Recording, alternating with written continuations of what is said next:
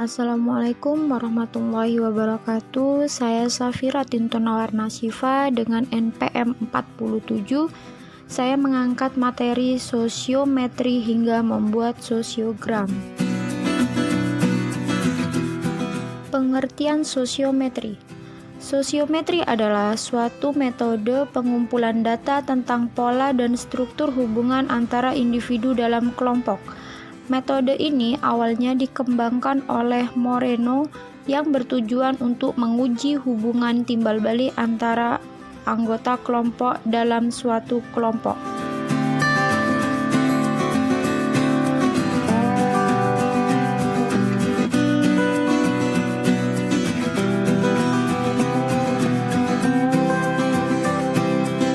Bentuk hubungan dalam sosiometri itu ada 5. Yang pertama, bentuk segitiga. Bentuk ini merupakan suatu persahabatan atau hubungan yang mempunyai intensitas yang cukup kuat.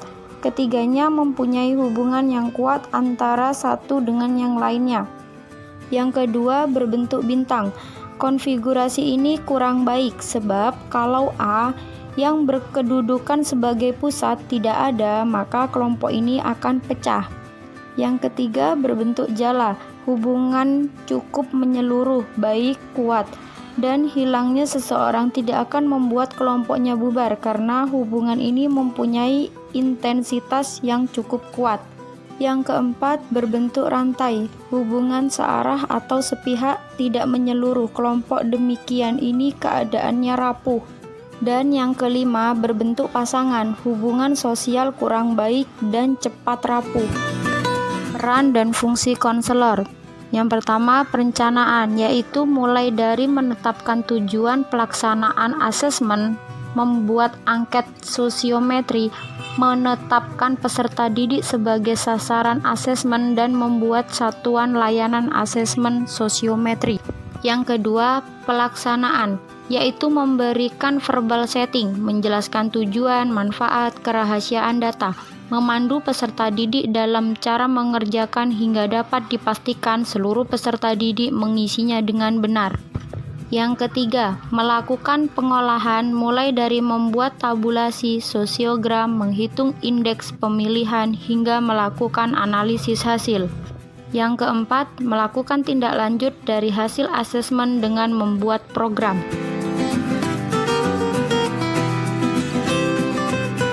Macam-macam jenis angket sosiometri.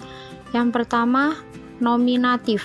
Pada tipe ini, kepada setiap individu dalam kelompok ditanyakan siapa-siapa kawan yang disenangi atau tidak disenangi untuk diajak melakukan suatu aktivitas tertentu. Yang kedua, skala bertingkat. Pada tipe skala bertingkat disediakan sejumlah pernyataan yang disusun bertingkat, dari pernyataan yang menyatakan hubungan paling dekat sampai hubungan paling jauh. Yang ketiga, siapa dia. Tipe sosiometri siapa dia disediakan pernyataan tentang sifat-sifat individu.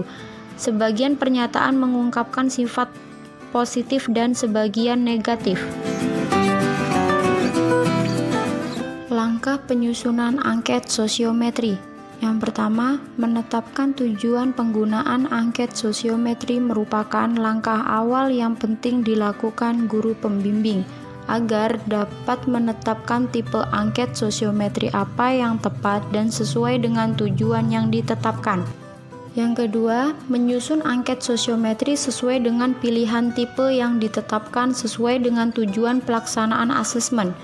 Hal penting dalam penyusunan angket adalah merumuskan pertanyaan atau pernyataan yang sesuai dengan tujuan yang ditetapkan. Pengolahan dan analisis. Memeriksa kelengkapan hasil angket. Konselor melakukan pengecekan pada angket yang telah diisi peserta didik untuk melihat kelengkapan data pribadi dan kelengkapan jawaban yang dibuat setiap peserta didik, sehingga datanya memiliki kelayakan untuk diolah dan dianalisis. Selanjutnya, membuat tabulasi hasil dan menghitung skor yang diperoleh setiap individu dengan cara memberi bobot pada setiap jawaban yang dibuat peserta didik. Dan membuat sosiogram. Sosiogram dibuat berdasarkan hasil tabulasi yang dibuat berdasarkan urutan pilihan setiap anggota kelompok kepada anggota lainnya dalam kelompok tersebut, dan yang terakhir melakukan analisis hasil sosiogram.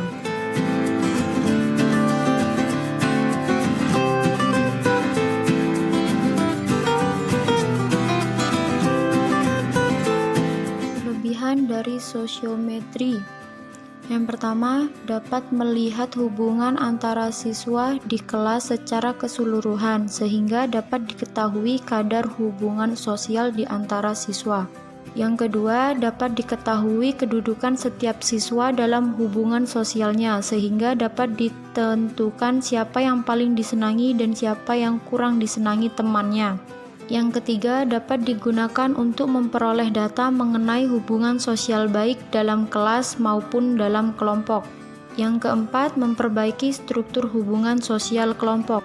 Yang kelima, memperbaiki penyesuaian sosial individu. Yang keenam, mempelajari akibat proses pendidikan di sekolah terhadap hubungan sosial peserta didik. Yang ketujuh, mempelajari mutu kepemimpinan dalam berbagai situasi. Yang kedelapan, menemukan norma pergaulan antara peserta didik yang diinginkan dalam kelompok tersebut. Sedangkan kelemahan dari sosiometri yang pertama hanya dapat ditetapkan pada kelompok peserta didik yang sudah saling mengenal dalam waktu yang cukup lama. Yang kedua, akurasi data penggunaan sosiometri yang sesuai tujuan sangat ditentukan oleh kemampuan guru pembimbing dalam menyusun angket sosiometri.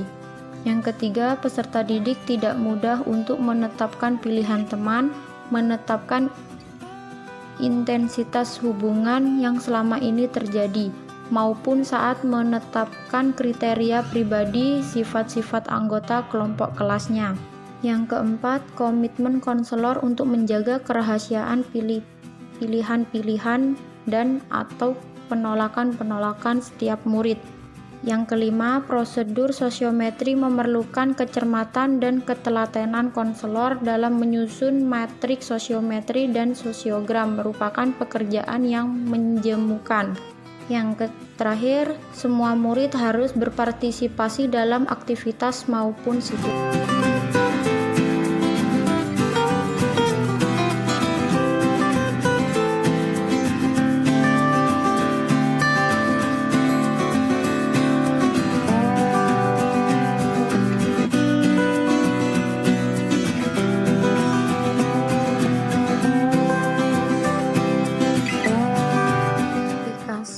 Sosiometri dalam berbagai bidang.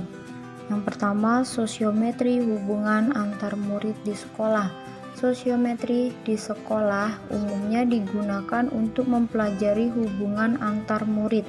Yang kedua, sosiometri hubungan antar etnik dan status sosial.